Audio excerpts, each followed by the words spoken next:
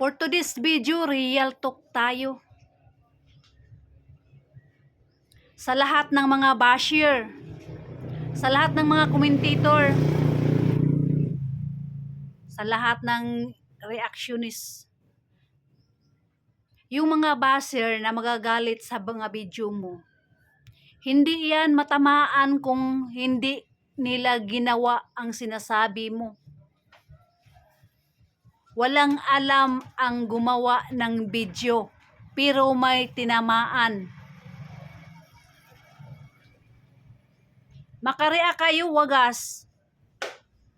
Isipin ninyo, hindi tayo kilala. Bakit ka natamaan sa mga sinasabi ko? Ginagawa mo.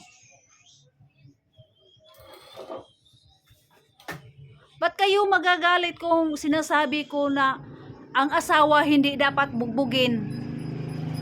Ang asawa kinuha sa tadyang, hindi sa kamay, hindi sa paa. Pag magagalit, bugbugin, sisipain.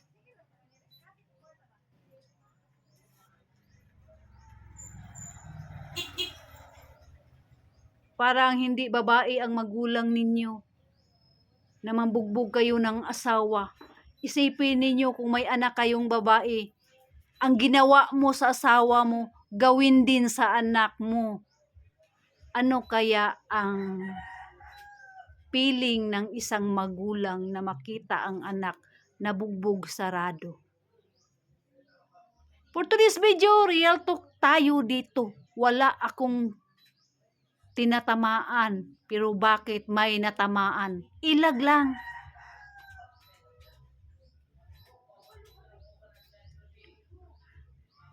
Ang babae, minamahal, hindi sinasaktan.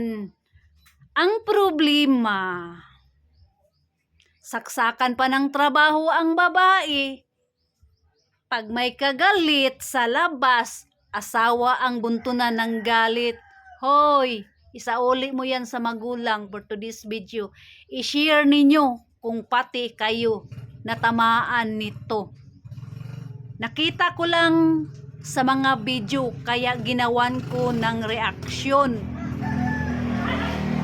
Kagabi ko nakita ang video, 3 video na dumaan sa wall ko, i-share din sa mga kaibigan kong vlogger kaya nakita ko bugbog sarado ang asawa. At saka yung isa pa, yung magulang na akala niya sa anak niya, biik. Tinalian ang liig at ibinitay. At inuntog-untog pa. Anong uring magulang yan? At saka yung isa, iginapos ang anak sa kamay, sa haligi. At binugbog niya. Paano tumakbo ang anak na iginapos sa haligi?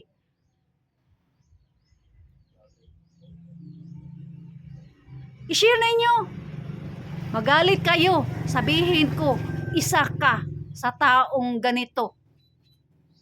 Ang taong ganito, kailangang bitayin. Gapusin, bitayin. Peace out.